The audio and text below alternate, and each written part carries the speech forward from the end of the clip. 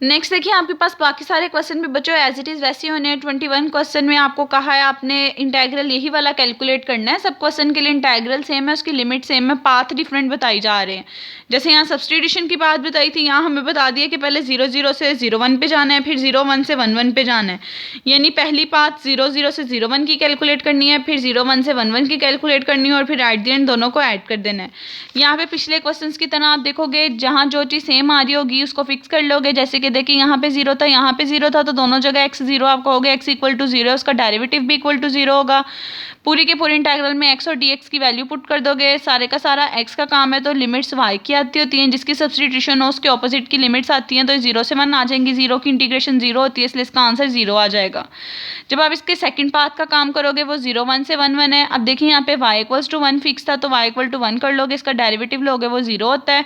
तो जहाँ जहाँ y dy आ रहा है उसकी वैल्यू पुट कर दोगे। सारे का सारा काम x की फॉर्म में चेंज हो गया, लिमिट्स x की आ जाएंगी 0 to 1। एट द एंड जो आंसर आएगा बच्चों इन दोनों को ऐड करोगे तो आपके पास ओवरऑल पाथ का आंसर आ जाएगा।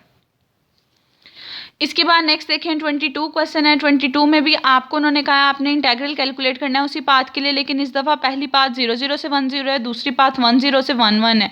तो C1 पाथ बता दोगे पहली पाथ क्या है, दूसरी पाथ क्या है। अब फिर पहली पाथ में देखोगे कौन सी चीज़ सेम है। यहाँ y इक्वल टू 0 दोनों जगह सेम था, तो y इक्वल टू 0 सब्सटीट्यूट करोगे, डेरिवेटिव लोगे तो dy इक्वल टू 0 आ जाएगा। जहाँ जहाँ y dy था उसकी जगह उसकी वैल्यू पुट कर दी। सारे का सारा काम देखें x की फॉर्म में आना था, क्योंकि y की वैल्यू पुट की तो इसलिए लिमिट्स x की आ जाएंगी। 0 की इंटीग्रेशन 0 होती है, डेट्स वाइज इसका आंसर 0 आ जाएगा। सेकंड पाथ के लिए जब करोगे देखो बहुत जगह x इक्वल्स टू 1 है आपके पास, इसका मतलब यहाँ सब्सटीट्यूशन x इक्वल टू 1 बनेगी, उसका डेरिवेटिव 0 होगा। x और dx की सारी वैल्यू पुट करोगे, सारे का सारा काम y की फॉर्म में चला गया है, लिमिट्स y की लगेंगी, तो y की लिमिट 0 से 1 थी वो पुट करोगे, इंटीग्रेट करोगे, अपर लोअर लिमिट पुट करोगे, C1 और C2 पाथ के आंसर को ऐड करोगे तो ओवरऑल पाथ का आंसर आपके पास आ जाएगा। अगर आप गौर करो आपके पास इंटेग्रल सेम था, उसके डिफरेंट पाथ थी, तो डिफरेंट पाथ से जब आपने वैल्यूएट किया आंसर सबका सेम आया है। आप इस पाथ से गए तब भी आंसर 1 था, आप इस पाथ से गए तब भी आपका आंसर 1 था, आप ये 21 वाले क्वेश्चन वाली पाथ से गए तब भी आंसर 1 आ रहा था, और 22 वाली पाथ से गए हो तब भी आपका आंसर 1 ही आया है। ठीक है, उसके बाद नेक्स्ट आपके पास जो क्वेश्चन है उनमें सेम यही बच्चों काम यूज़ होगा। कहीं एक्स वाई की सब्सटीट्यूशन बताई होंगी, लिमिट बताई होंगी, आपने डायरेक्ट पुट करनी होंगी, और कहीं बच्चों आप लोगों ने खुद बनानी होंगी, कहीं सब्सटीट्यूशन होगी, कहीं ऑर्डर पेयर होगा। कैलकुलेशन बच्चों मैंने एक एक क्वेश्चन की सेंड कर दिया, आपने यहाँ से टैली कर लेनी है। अगर कहीं पे प्रॉब्लम हो तो बच्चों देख लेना है मिस्टेक ना हो कैलकुलेशन में, बाकी आप लोग इजीली यहाँ से अपना काम टैली कर सकते हो। अब देखिए आपको x की वैल्यू भी बताई हुई है, y की भी बताई हुई है, लिमिट्स भी बताई हुई है। जहाँ जहाँ x आ रहा होगा उसकी वैल्यू लगाओगे, y की लगाओगे, लिमिट पुट करके इंटीग्रेट कर दोगे। अब देखें x की वैल्यू और y की लगानी है, तो x y के साथ dx dy भी होता है, इसलिए इसका भी डेरिवेटिव लोगे, इसका भी डेरिवेटिव लोगे। x की जगह x की वैल्यू, y की जगह y की वैल्यू, dx dy की जगह पे उनकी वैल्यूज़ लगा लोगे। लगाने के बाद मल्टीप्लाई करके सिंप्लीफाई करोगे। सिंप्लीफाई करने के बाद आप देखोगे आपके पास ये टर्म बन जाती है। फिर आप इसकी इंटीग्रेशन करोगे, पावर रूल लगेगा, पावर में एक चीज़ ऐड उसी से डिवाइड, पावर में एक चीज़ ऐड उसी से डिवाइड। 2 ये जो 5 5 से कट जाएगा, 3 3 से कट जाएगा, 2 पर जाके मल्टीप्लाई हो जाएगा। अपर लिमिट पुट करोगे, लोअर लिमिट पुट करोगे, और एट द एंड आपके पास आंसर सिंप्लीफाई करके आ जाएगा।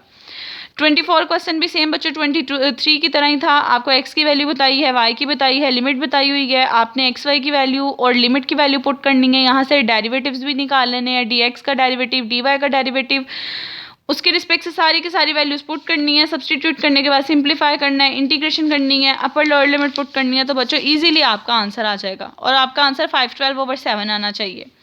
क्वेश्चन नंबर 25 है। 25 में आपको उन्होंने इंटेग्रल बता दिया, लिमिट्स के लिए बता दिया, साथ में सब्सटीट्यूशन भी बता दी है। अब एक सब्सटीट्यूशन बताई है, तो जब आपने सारे का सारा काम, इसका मतलब x की फॉर्म खत्म करनी है, y में लेके जाना है, तो x के साथ साथ उसका डेरिवेटिव भी लोगे, x की वैल्यू पुट करोगे, dx की वैल्यू पुट करोगे, देखोगे सारे का सारा काम y में चला गया, तो लिमिट्स यहाँ से y की लगेंगी, और y की लिमिट -1 से 1 है, तो y की लिमिट्स लगाओगे, सिंप्लीफाई करोगे, फिर देखोगे उसके रिस्पेक्ट से इंटीग्रेशन करोगे, अपर लोअर लिमिट पुट करोगे, तो एट द एंड आपका आंसर आ जाएगा। इस बात का ख्याल रखना है, अगर एक सब्सटीट्यूशन आ रही है और पॉइंट्स बताए गए हैं तो एक फॉर्म में लेके जाके लिमिट्स लगानी है, लेकिन अगर एक्स वाई दोनों की सब्सटीट्यूशन बताई गया तो देखो बच्चों आपको उन्होंने पिछले क्वेश्चंस में उसके साथ उसकी लिमिट भी लास्ट में बताई होगी, तो आपने उसके रिस्पेक्ट से उसको सॉल्व कर लेना है। ठीक है, उसके बाद नेक्स्ट 26 क्वेश्चन है। 26 क्वेश्चन बिल्कुल ऊपर वाले क्वेश्चन की तरह है, सब्सटीट्यूशन बताई है, पॉइंट बताए, इंटेग्रल बताया है, एक्स की वैल्यू बताई थी, यहाँ से डेरिवेटिव भी निकाल लोगे, एक्स और डी एक्स की जगह उसकी वैल्यू पुट करोगे, सारे का सारा काम वाई के फॉर्म में चला जाएगा। इसका मतलब ये लिमिट्स वाई की यूज़ होनी है। वाई की लिमिट देखें -1 से 2 की तरफ जा रही थी तो वाई की लिमिट्स पुट कर दी, सारी टर्म्स को मल्टीप्लाई करके सिंप्लीफाई किया, आपने देखा पावर्स आनी थी तो पावर रूल हर जगह लगा दिया, पावर में एक चीज़ ऐड उसी से डिवाइड। अपर लिमिट पुट करनी है, उसके बाद आपने लोअर लिमिट पुट करनी है, अपर लोअर लिमिट पुट करोगे तो सिंप्लीफाई करके एट द एंड आपका आंसर 165 आ जाएगा। ठीक है।